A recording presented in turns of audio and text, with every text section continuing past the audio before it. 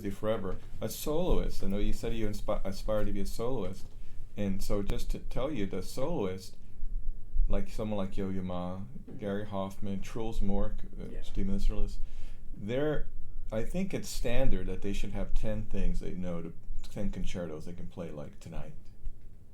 Like just, hey, Stephen Isserlis has the flu, can you play the Schumann concerto tonight? It's like, all right.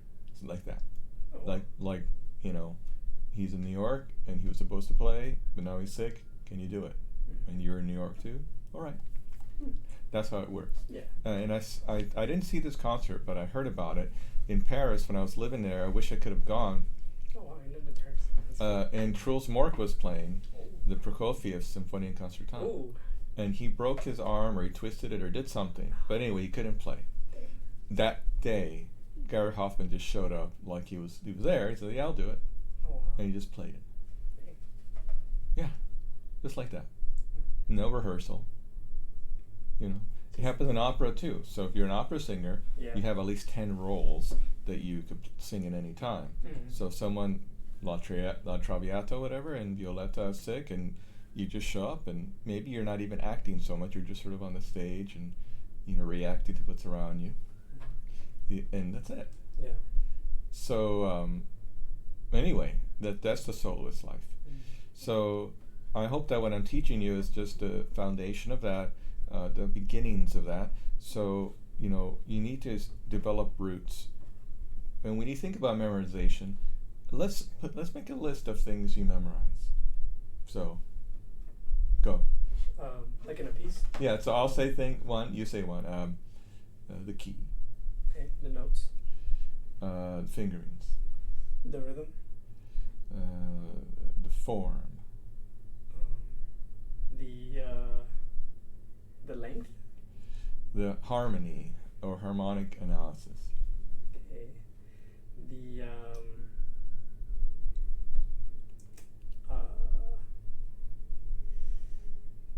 how it sounds. The differences between the dynamics the first time to the second time. Okay. If there's a repeat. The key changes, if any. Yeah. You see, we could keep going. Yeah. The similarities between that piece and another piece by the same composer. The similarities between the first theme the first time and the first theme the second time.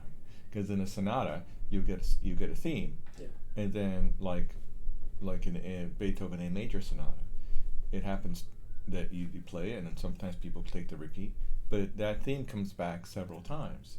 What's the difference between all those times that the theme is played? Knowing the differences and the similarities is also a way of memorization. Right. Yeah. So you see, there's a lot of roots there, and I mean, I'm sure we get an expert in there, like who's Stephen Isserlis or something like that, and he's just gonna tell us other things, like, you know, what about the other pieces that Beethoven wrote? What about Schumann's other music? Do you know that music? Do you know the poetry that he read? Do you know, like, there's so many things about a piece, and someone like Stephen Isserlis would know everything about, say, Schumann, who, you know, from his interviews, it seems like it's one of his favorite composers. He knows, you know, his history. He even read all his letters, read the letters of his wife, Clara Schumann, all the letters from other people like Brahms and Joachim and other famous people that he knew at that time, and really is into him, like like as if he's his friend. Yeah. Like he knows everything the guy wrote, like words and whatever, even to the point of knowing the pieces that he didn't complete. Oh, yeah. You know what I mean? Like, he knows everything. And so when he plays the concerto or another piece, you know, for cello and piano, does it matter? Well, I guess you could say there's some people that emanate musicality and are just so talented, and it's like maybe you just enjoy how they play and they have a raw natural talent. But there's also people that study something so much and they combine that natural talent and beauty of tone and musicianship, and you know, it just sounds amazing. Like it's so informed. Yeah. And it's hard to combine that because sometimes if you are too brainy, then you can be blamed for being too stiff. Yeah. But if you're too emotional, you can be blamed for like being too messy. Yeah. And not understanding what's on the page and what is meant by what's on the page. Yeah. So it's a hard thing to do. It's a balance. Yeah. How do you balance that? Don't know. The only thing is everyone has their journey, and then you have to find meaning in that journey. So like you have to find meaning in why there's a dot on that F and not longer than that. You know, why there is, you know, vibrato on a note and not vibrato. Why you crescendo, why you diminuendo. Sometimes the music tells you really clearly, like lots of markings. Sometimes it doesn't tell you. So anyway, I know I'm talking just like talking, but like no, it's interesting. When you want to be a soloist, it's not good just to like play the notes. Yeah. You have to really play them and feel physically able to play them. Yeah. At the same time, feeling intellectually stimulated by them. Yeah. And you know, hopefully that translates into an emotionally fulfilling performance for everybody. Right. I don't know. Maybe that's not a good way to say it. No, I think I understand what you're saying. Okay, so why don't you play? Okay. Let's play. Why don't we start? We need to go through this system of warming up, Okay. and so place your bow on the bridge in the middle of the bow, on the bridge, like literally. Go to the C string. Bridge? Okay. C string. Yeah. So if you're touching the C bow, you're too forward. Go just inside the C bow, like with your frog. No. On the bridge, in the middle, and go down to touch the C bow with your bow. Yeah. Okay. Now, if you're too close to the C bow, you're too forward. So go a little bit more inside, like up, like this way. Oh, like The that. other way. Yeah. Okay. Yeah. So go to the C string and really touch the C string. You're more on the G string side. Ah, right. Yeah. Okay. So now go all the way up to the G string, to the D string, go up and forward, move on this on the bridge. Okay. Yeah. Okay, Stay that's on the good. bridge. Mhm. Go to the A string. All the way to the A string. So see, if you touch the C bow, Ah. you're probably too forward now. So go to the A string, Mhm. and make the stick go a little bit towards you. Yeah. Mm. So that's it's approximate. So if you want to say parallel to the bridge, it's fine. Okay. But go forward in front of the C bow. Like, yeah, that's wrong. Yeah. So I just, just to tell you what's wrong. And Okay. go back to there. Now go back and forth. Rock back and forth. Like that? Yeah, all the way to the C. Go all the way back, all the way forward. So your arm is going forward and back like this. At the same time, you're going up. Oh, okay. That's kind of weird. But no, and don't go up. Go forward. Oh, okay. Like that? Yeah. Oh, okay. There you go. And so back. backwards Yeah, at the and C, forward. and forward at the A. Yes. Okay. And in between. There you go. Ooh, okay. That's a new movement. Yeah, it's a good movement. Yeah. So we need the upward, like just stay right there. Mm. Don't go forward, just go up. Up. Keep going. Yeah, you went forward then. Ah. Just go up. Okay. Like totally straight up like this. Look at your bow. Right? So it's wrong. Yeah. So now, do it again on the C string. And watch this. Just go forward, like totally just straight forward. Look at your bow. That's wrong too. Mm. We need both. I'm just trying to prove to you we need both. Yeah. Or, I think when you go up, you twist your back a little bit. And we got to be careful not to twist. Just go up and forward, just naturally. Go to the C string. Mhm. Now go up and forward. There you go. Relax your shoulder, come back. Keep doing that.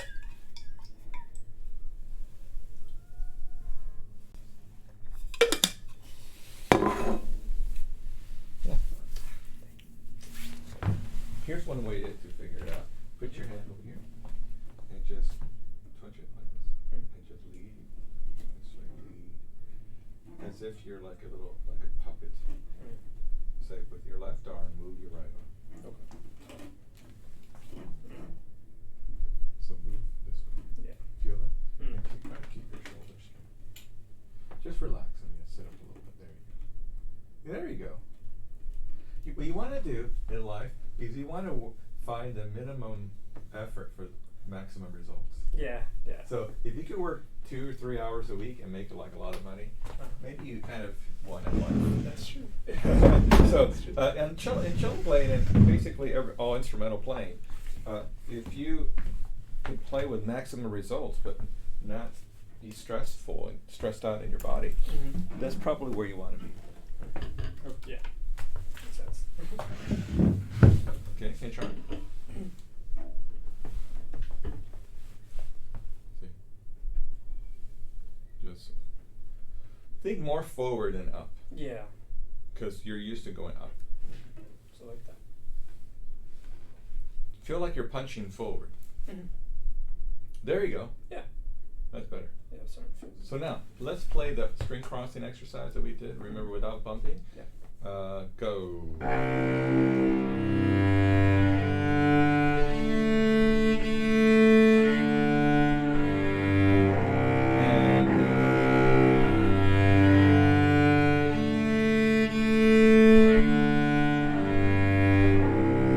I'll start at the on the A string, not the frog. Go.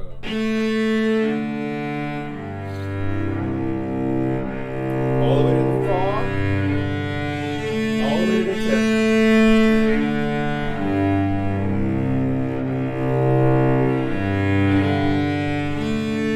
Good. Now, place your bow on this C string. Pull right, left. And then as you're pulling to the right, see, hold it. Pull to the right. Literally pull to the right. Popped. On the G string at the tip. Feel like the weight's underneath your right hand here. Yep. Right, left. Pop. Make sure it pops. A string. But give yourself a little more bow. Yeah, too far to the tip. No. Frog. D string. Let me hear it. Wait for me. Yeah, more pop. More weight. C string. Right, left. Try that C string again. I think with the C string, it's nice to have your elbow up. Some people may disagree with me, but I think it feels like you get more leverage. And push down here. So you feel like you're pumping here. Yeah. That was easy, right? Yeah. Okay. No reason. Now, do you have that worksheets, the copies that I gave you with the string crossing Yes, I do. exercise? Let's look at that. Yep. So now, let's play the first section. And I want you to think about circles. We talked about going up and forward and down and back. But think of the bow either at the tip or at the screw here. Think of like elliptical circles. Kind of like in a comic book, we have these text bubbles. You know, like this. Yeah. Like, no. See, like.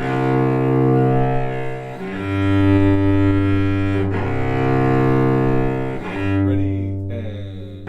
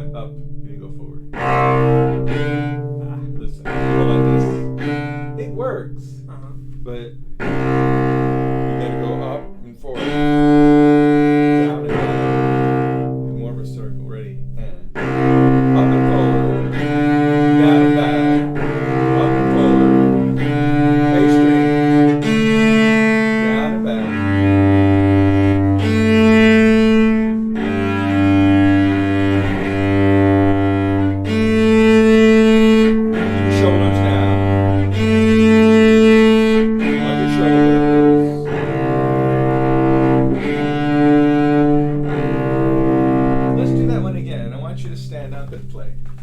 Alright. So the point of standing up and playing is to feel how you can use the trunk of your body to play. You'll find that a lot of stress from your shoulder will go away. So squat like this, and let's just play that last one, right? Bend your knees. Bend your knees because you gotta get lower. Look at my upper body, neck up. Ah, right. To see. I'm bending my knees more. Okay. So more weight on your legs. Ready? And.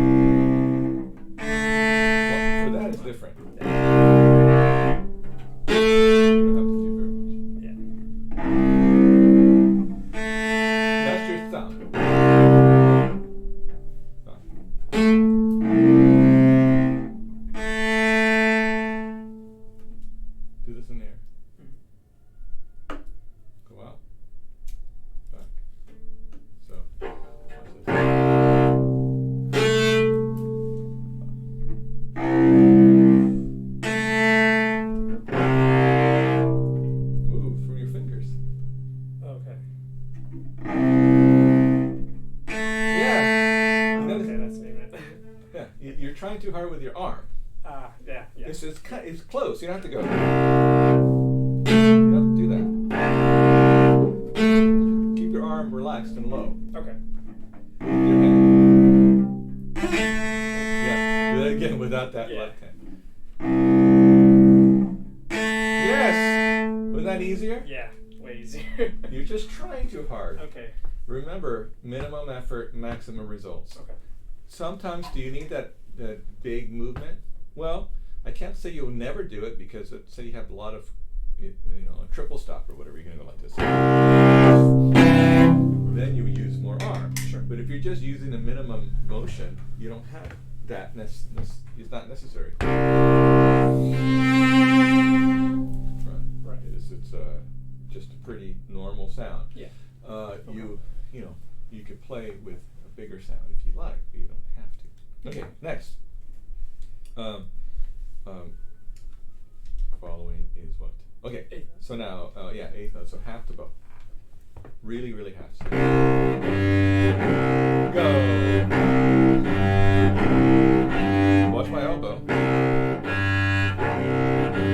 Circles in the elbow, ready, go.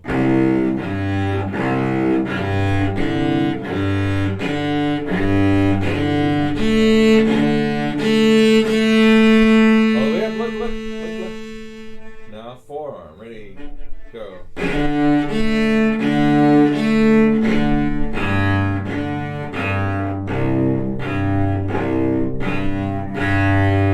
Skip, go.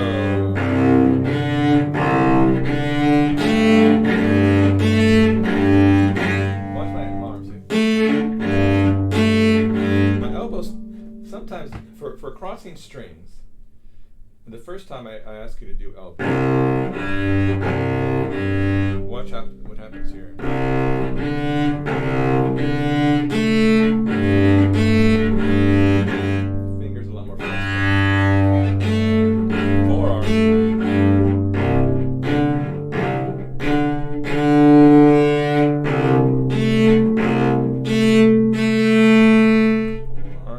stays high.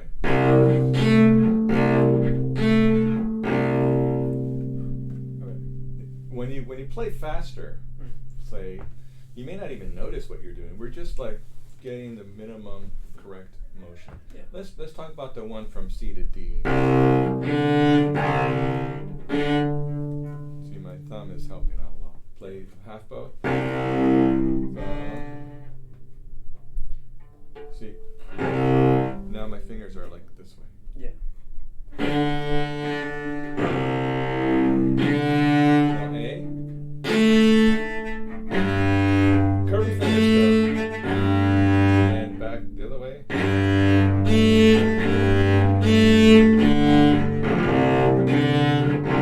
Now at the tip, you use a lot more forearm for these. Watch my forearm.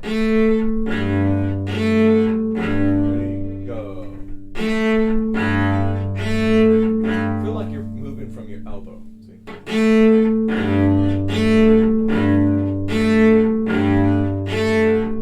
can use a little bit more bow. Yeah.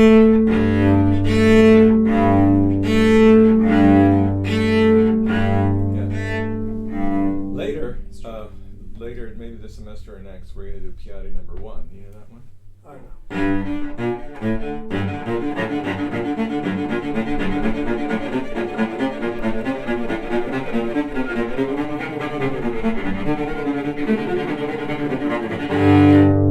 It works on that a lot. Oh, okay. Strengthens that up. Right now, we're just doing kind of basic stuff. Okay. Now, let's move on to the one.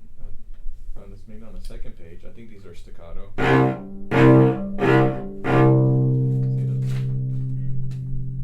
I think it's down here. This one. Oh, those, okay. So martelé. It starts with 2, right? Or 4? 2. Go and Yeah. go.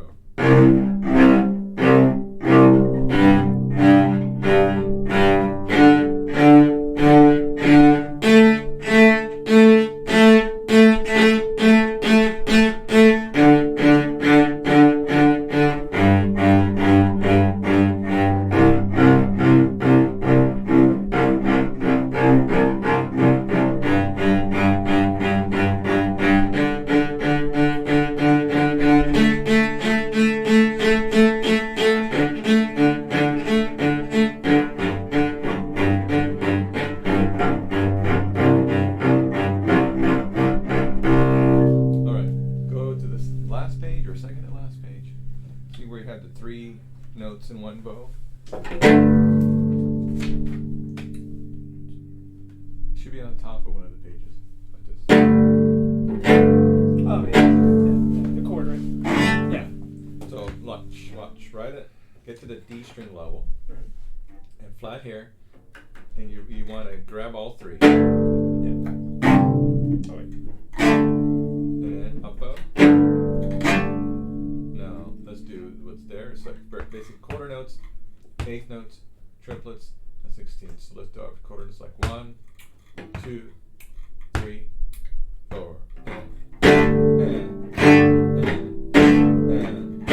eighth.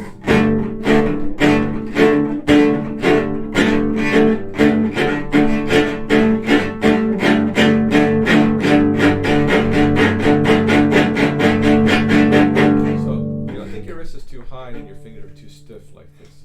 So hold the bow up like that. Now hang your fingers, thumb underneath. Look at my wrist. Yeah. Now put your thumb in. That'll give you a lower position. You can have a flexible wrist, it's fine. But don't let the wrist lead you. Okay, ready? So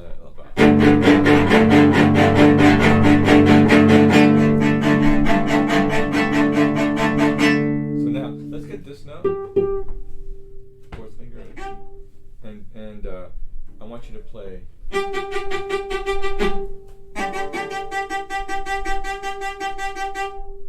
Hear that? Isn't that a good bow stroke? I think so. I mean, did you hear the crispiness? That was good. Yeah. So if you have a piece or a portion of a piece that has like bouncing bows or a section of it, it's a good idea to practice this way to get you to understand how deep you can go into the string. relative spiccato, meaning it's hard to go out past a certain speed, 132 maybe. But after that, it becomes is really on the string called sautiller, or the jumping bow. Yeah. Like the second movement of Elgar Concerto. Oh, okay. So it's like that bow stroke. But otherwise, spiccato is more off the string. Yeah. But there is a limit to the kind of speed you can do that at. So now, what did we do? We did the bridge thing. Yeah. We went across. We did the tugging, which you could actually do just like this. And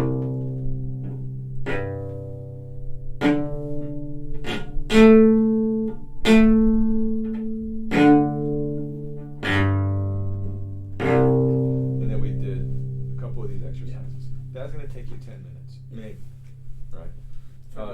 You should maybe even less, but you should do that every day. Okay. Now, we're going to practice long tones in a very strange way with harmonics. Okay. I think we talked about this once before. When you play harmonics, it's quite revealing about our tone. Let's say I have this note here. And if when I press really hard, I make a sound that has a lot of noise, but eventually I could be tricked into thinking it's a good sound, even though there's a lot of noise, a lot of pressure. So I'll show you. Right? So it's kind of gritty, and maybe even some soloists may play like that. And maybe there are some moments where you do that. Like I'm thinking of the Cello by Bloch, you know.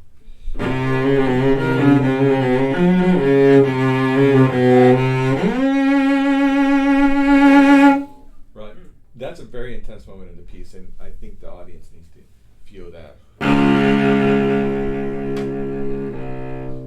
So, in other words, a soloist knows when to push the sound, like almost to the brink of like you're breaking your cello. Yeah. Just like a vocalist knows when to push their voice, and they know how to control their voice. So it sounds like they're screaming, but they're actually doing it with a good technique. Yeah. You understand? Yeah. So for drama, the audience needs that, but you can't do it all the time because you'll get tired. Yeah. And also the audience gets tired. Just like if you're watching a horror movie, the best horror movies have moments of suspense that are spread out and like there's a big lead up to it. You know what I mean?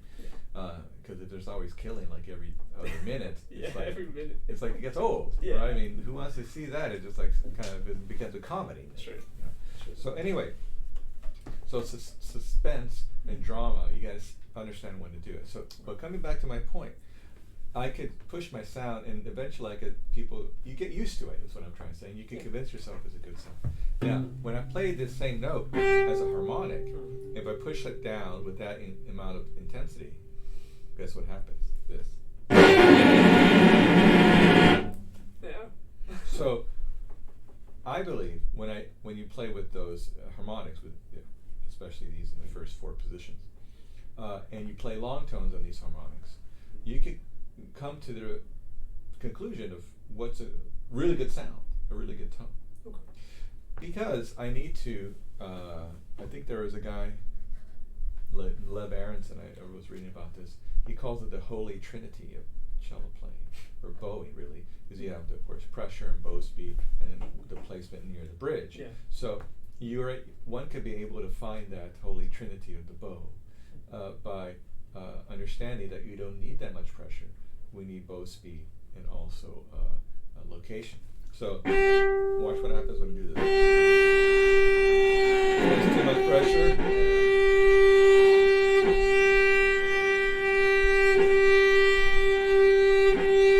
That sounds okay. Now I'm gonna transition over to a stop note. But I'm going to continue the same bowing.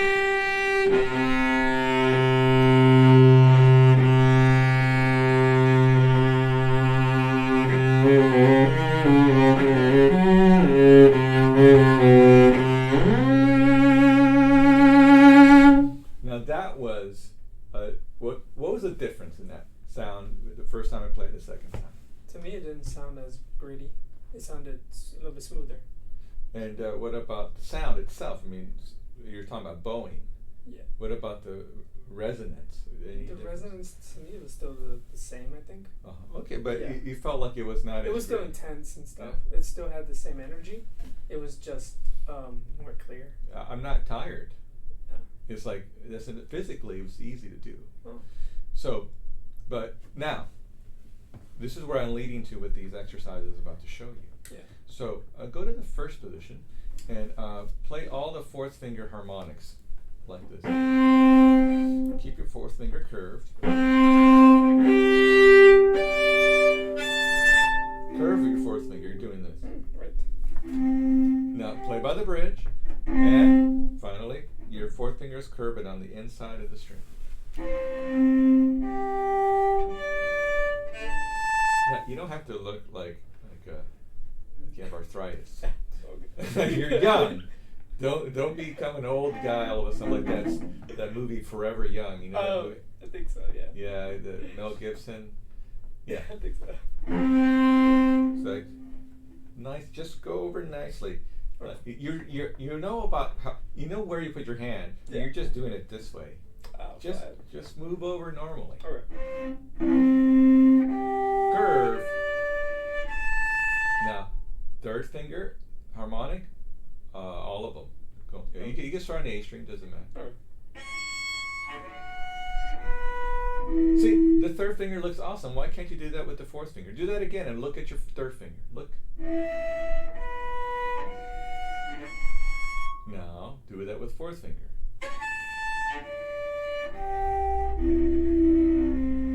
Okay, so sometimes you need a leader. You know what I mean? Yeah. And your third finger leads very well. It looks normal. It looks good. Our pinky sometimes needs a big brother. Yeah.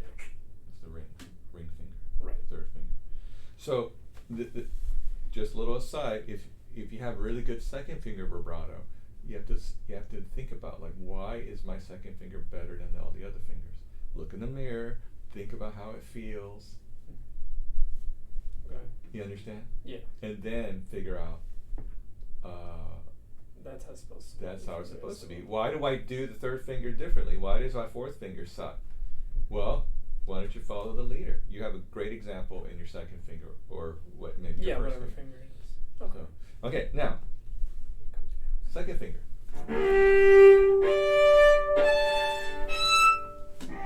By the bridge.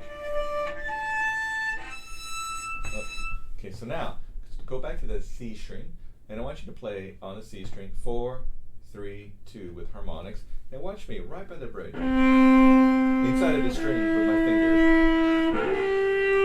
And then you're going to go with the fourth finger. Over here. Like that.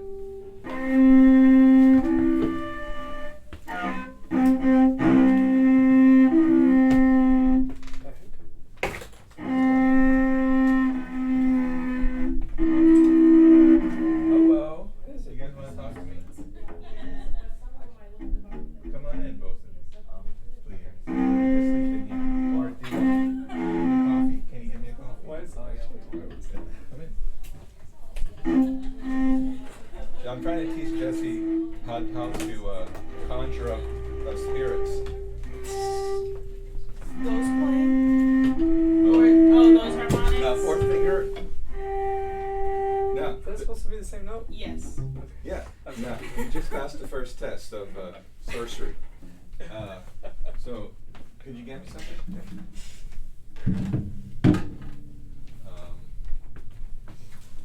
I just want a cappuccino, but then they need to make it with Fat. yes, with heavy cream. Heavy cream? Okay, cappuccino. Well, what do you want?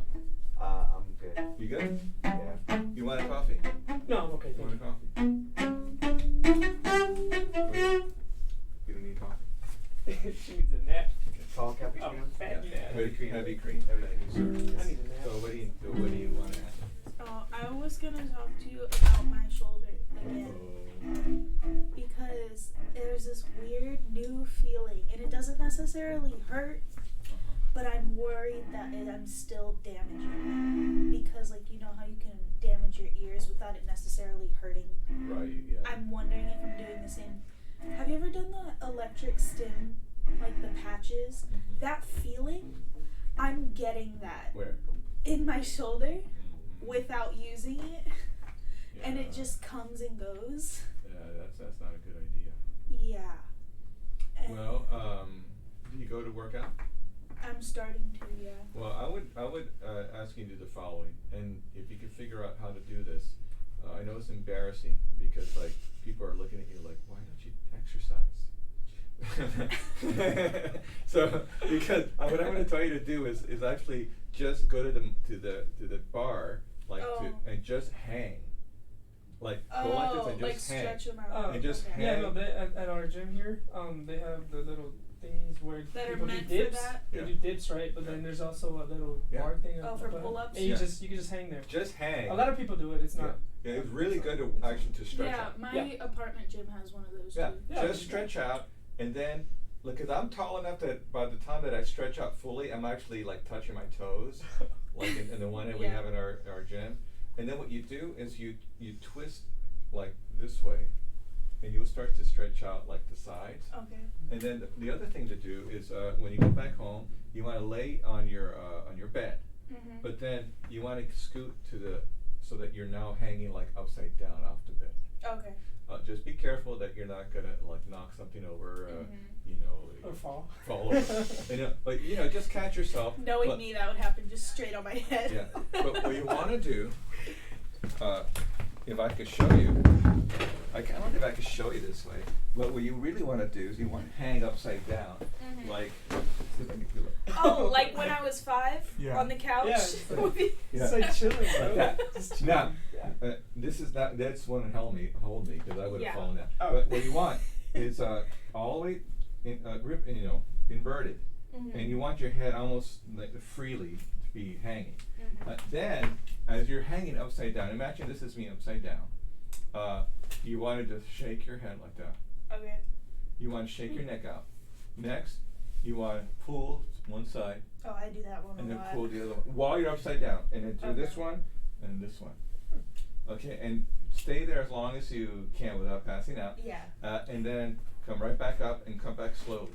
Yeah. So real slow. If you Yeah. come back up like that, you're gonna like. Yeah. What time are y'all going? Is Michelle going with you today? I don't know. I usually go after After 5 or around 5? 5. Like right after 5. Right after I mean, 5? today Yeah. I don't really have anything, but I do have to practice and study and do homework. And then the next thing is to do anything that you can Mhm. to strengthen your shoulders. So military I was press. trying to do Yeah. the one that you pull down. Yeah, that one's good. Yeah, It's you for could, back. yeah, but that's gonna Yeah, help but your it's like in shoulders. my- Yeah. That'll help your shoulders. You could do like just get some dumbbells, very Yeah. light, like 5 to 10 pounds, Yeah. and just do like just press this way. I can tell you. We need go to the gym with me. I'll teach you how Yeah. to do Yeah, all that's that. why I was asking. I do have to stop by my apartment though, because I have to get clothes for work. Also, here's the other one you can do for your rotator cuff. Do they have that one? The Oh, the the- cable. Yeah. Yeah, we Okay, have so that you- in my yeah. apartment. So you too. get the cable, but you want to get really close to it, and you Okay. don't want to go this way. You just want to get here's the cable, and you get like 5 pounds, like really light, because you don't want to ruin your rotator cuff. You have your elbow close to here. If you want, you can put a towel here so you can really feel that your elbow's close. And then you get the cable about here, and you just go this way, that way. And then you go the other way. See, so the cable's over here, and go that way. But don't go this way, because your over-rotate's not good. Yeah, but I And- was doing like a bunch of different back, chest, Yeah, just do, shoulder like, 4 or for like 5. supportive muscles because I felt Yeah. like that would help too. That is helpful, yeah. Okay. But mainly today we should do a stretch out, and if you like to swim, swimming is probably easier. I but- just need to get money for a good bathing suit. Also, whenever if you go to the gym here, Mhm. ask for a roller. Yeah. And Oh, just, roll it'll out. help your back. Yeah, It's foam nice, roller. up here and down. Oh, here yeah. as well. It's I was amazing. looking those up, but they're really expensive. Yeah, I got a really nice one. Yeah, they have some over there. Just be like, hey, give me a roller, and then just give them your ID, and just check it out for like 5 minutes, and just stretch Okay. out. Like, You could get a roller for like $40, like the small ones with little spikes. maybe I should get one of those for here. Oh, I was gonna get this certain one by this brand Chirp. It's like a circle, like a hollow circle, and I think it's carbon fiber, so it has a little bit of give, but it won't break. And they come in a bunch of different sizes, and you align it with your spine because there's a dip in it. And you align your spine with that dip, and you roll your entire back down That it. really hurts. And the big one is for like mild stretching, like soft massage, and the teeny tiny one is for like stretching all the tendons between all the vertebrae. Zam. Well, I mean, But they're expensive. The whole set's like $150. maybe we could get like studio. A studio set. Studio set. Yeah. So we have like over here like stretching, over here Pilates, over here Yeah. cello lesson. Yeah. We need a bigger studio. Yeah. Yeah. You know, maybe what we my sister-in-law, she teaches Pilates. So maybe what we should do is when she comes to visit, she could like teach us one after, like how to stretch and be healthy. Yeah. She's very I'm good. trying to convince him to go to a dance class with me and Michelle because he's convinced that dancing's not real exercising. Oh, you mean like Zumba? No, like a ballet class, like a bar class. What? A ballet? I can't do that. That's too Yeah, He's much. convinced it's not real. I don't My really- daughter's super in shape. She's in ballet. She's super in shape. Yeah. Okay, so thank you very much. I would say do that. Okay. That's a nerve problem, and that's not good. Okay. When you practice slow. Take a break today and do more stretching. And I was just practicing and I felt it, and then I was thinking I should come out. So stop practicing. there's now? also how you sit. Yeah, stop practicing because Okay. nerves is you don't want that. Okay. Stretch a lot. The other thing is how you sit really is affects in it. So if you're doing this, or, like figure out how you sit. The thing is, let's show her. Yeah, I need you let's to show check her me during how to stand orchestra. up. And bend your knees. What are you doing? This works. Ready? Bend your knees. Yeah. And then let's play. We'll play right Same. left. Oh, So, okay. Upper body. Ready? Right. Go.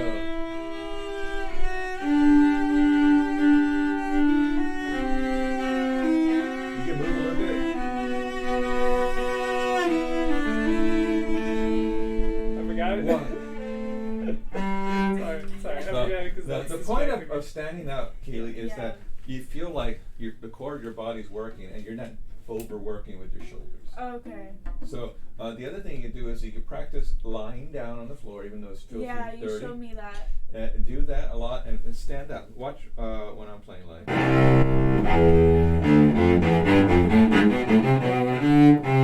And when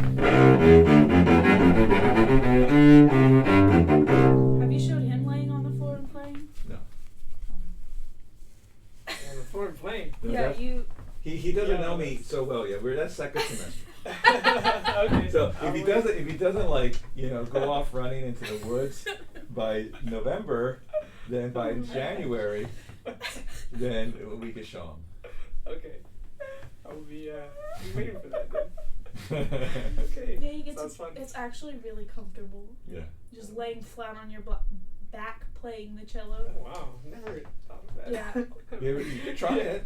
Yeah. Let's try it. Okay. Fine. So here, so lay down and so you But feet bend over your here. knees to Yeah. support the Yeah, cello. so bend your knees. So like that. Yeah, hold it. Bend your knees. Oops, sorry. There we go. So now be careful with the scroll. Yeah, the scroll. But put the cello on your knees. It's gonna have a sight when he comes back. Now put your head back. Yeah. Now before you play, you're just going to be playing open strings, Yeah. maybe one. Just do it like that. What you want to do is you want to feel like so close your eyes and you're on the floor, but feel like there's no floor there, like you're sinking into the floor. So that'll help you feel like you're kind of floating, right? Now just bow a little bit. Feel how your shoulders stay down. Yeah. You can experiment. Just play, any, G strings, C string.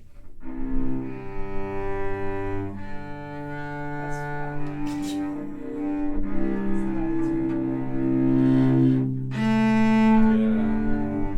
You notice how your shoulders stay down. Yeah. That's what I needed to see. Thank you, sir. I heard. Yeah, we were like thinking about is kind of comfortable. Here you go. It's really. If it was carpet, it'd be better. Yeah. Your apartment doesn't have carpet either, so you I can't know. do that there. And I wouldn't do it in these practice rooms. There's Oh, spit no. all over them. Oh yeah. And mold. What I think. Okay, is- sir. But let's do your Rachmaninoff before you go. Oh. Okay. So today we had like a fun day. So, Yeah. but we talked about a lot of stuff, which is Yeah. No, definitely.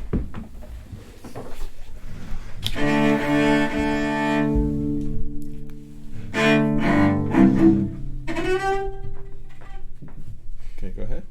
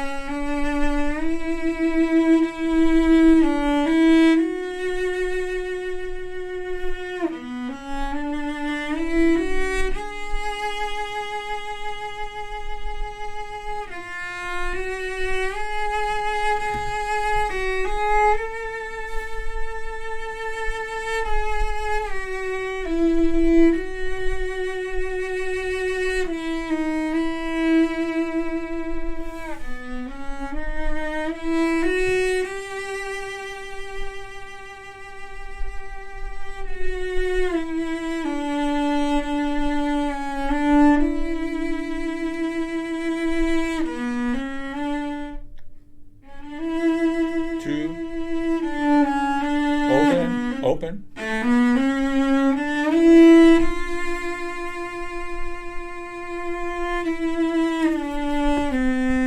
One, two, wait, change, and go.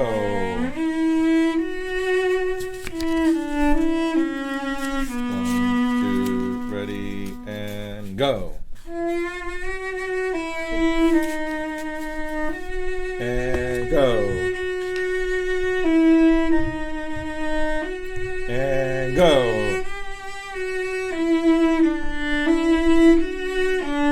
One, two, three, and four, and 1, 2, 3, and retake. Yeah.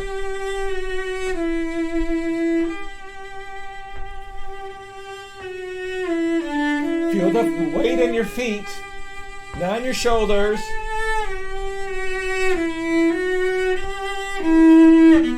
And go. Go to the bridge.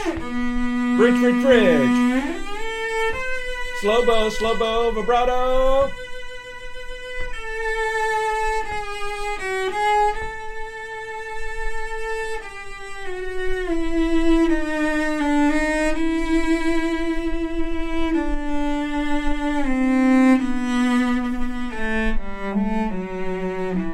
And go on, and ending 1. Go.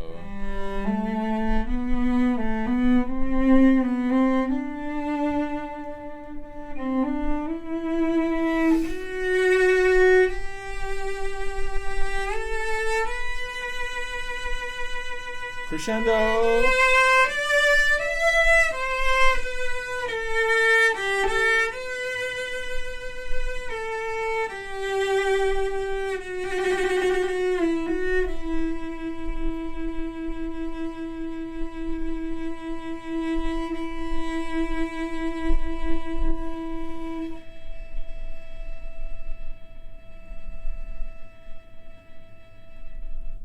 So whatever you do, try to make that ending a down bow, so you don't feel pressure to play up bow and make it diminuendo, all that. It's just gonna be natural and easier on an up bow, down bow, sorry, and towards the tip. Good. That little section there, it's kind of confusing. There at the end of the first area, the end of the first area, you just didn't quite get that area. So it's a sequence. Yeah.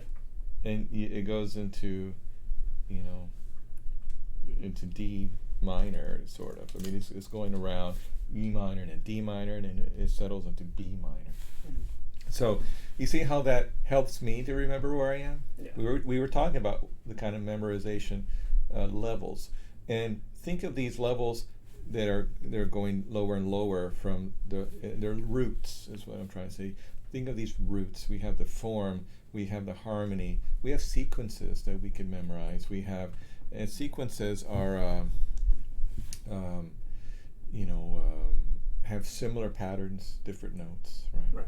So and they sequence sometimes in fifths and fourths and seconds and thirds, and this one is just going down whole step. So E minor, actually it's F sharp minor, and E minor, and then D minor, and then we're like in B minor. Yeah. So it's a very unique way of getting around the key, because it's in E minor and then it's at the end of the first ending area. It's in B minor, and then it goes into E minor again, and it basically stays in a form of E minor for the rest of the time. But the beginning has a lot more chromatic. That's why it's harder to memorize the beginning. It was easier for me. To memorize the end. The beginning, yeah. No, I mean like the first section. The whole first section. Yeah, right before that. Yeah, but that's where you messed up, is what I'm saying. Yeah. And so I think the reason why I think it's more difficult is literally because there are more chromatic notes, and the keys keep changing. That's true. And the keys are more stable in the second half. So what I'm really trying to say is, as you learn harmony and theory and this formal analysis, it can help you understand where you are. Yeah. So if you do have a little blip, you know what's coming up. Now, you're getting tight in your shoulders. Yeah. And so, can you play like that top B, the one that we're above the A harmonic? Now play it just like standing up, like squat and stand, and let's see for the best. And really feel the weight. Bend your knees more. Bend your knees more. Yeah. Like that. Yeah. Okay. Watch your Vibrato or no vibrato? Yeah, vibrato. Watch your neck. Watch your shoulder. Your upper body needs to be. You're really like you're squatty, like you're about to do a deadlift, right? Yeah. Can you feel that? Like really down, like this way. You're right here is where you have to feel it. Yeah. More, even more. I think for your body it needs to be more. Look at my body. See how I'm bending? Yeah. And I'm supporting my upper body. If I could do it, you could do it. Come on. There you go. Hear that sound? Now keep playing. I love that sound. That's your real sound. The other sound that you've been playing is like the imposter. It's like a Russian spy pretending to be you. Can you do it again? And I want you to do the following. I want to show you how to do it. You're going to be standing. Just really squat. See? Yeah. And then continue the same sound. Relax your shoulders. Little by little, sit down.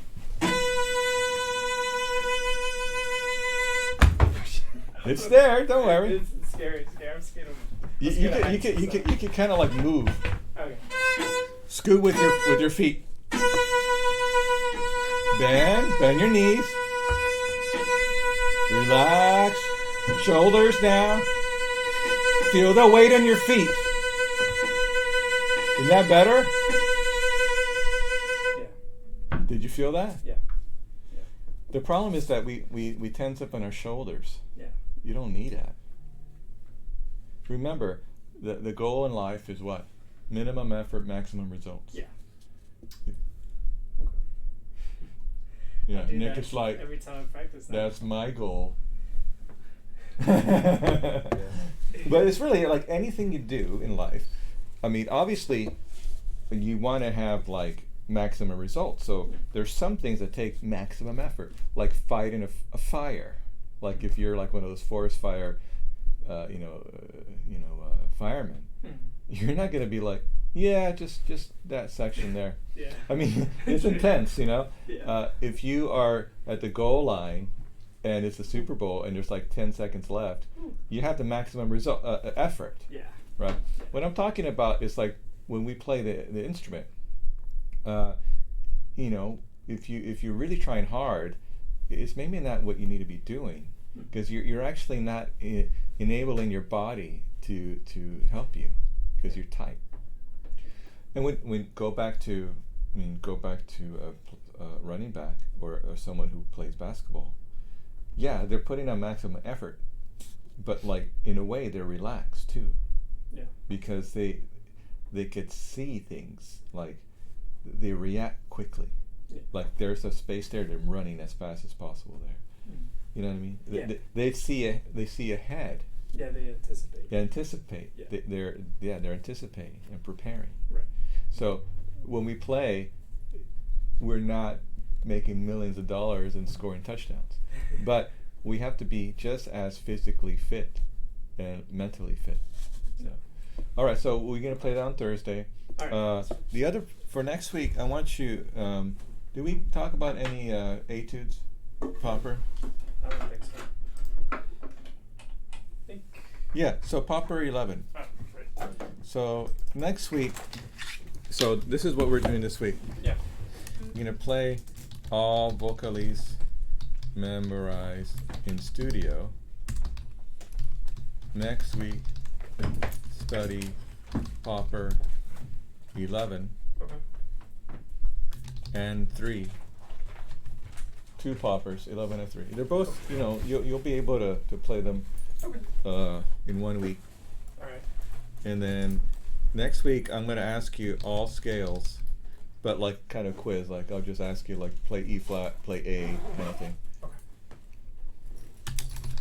I will ask you for 6. Okay? All right. Alrighty, sir. All right. I will.